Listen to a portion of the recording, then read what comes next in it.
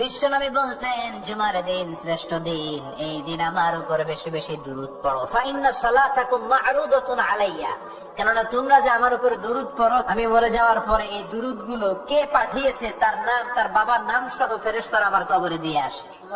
সাহাবারা বললেন, ইয়া রাসূলুল্লাহ কাইফা সালাতুনা মা'রুদাতুন আলাইক, আপনি মরে যাওয়ার পরে আমাদের দুরূদ কেমন করে আপনি দেখবেন? ওয়াকাদ আরিমতা, আপনি তো পচে গলে মাটির সাথে মিশে যাবেন। বিশ্বনবী বলেন, ইন্নাল্লাহা হাররামা আলাল আরদি আন তাকুলা আজসাদাল আমবিয়া, নবীদের লাশকে খেয়ে ফেলা, নবীদের লাশকে পচিয়ে ফেলা জমিনের সব মাটির জন্য আল্লাহ হারাম করে দিয়েছে। নবীদের লাশ পচে না, নবীদের লাশ গলে না। যারাই বিশ্বনবীর উপর দুরূদ করবেন, আপনার নাম সহ, আপনার বাবার নাম সহ, মালাইকাতু সাইয়াহিন, একদল ফেরেশতা আছে শুধু রাউন্ড দেয় গোটা ওয়ার্ল্ডে।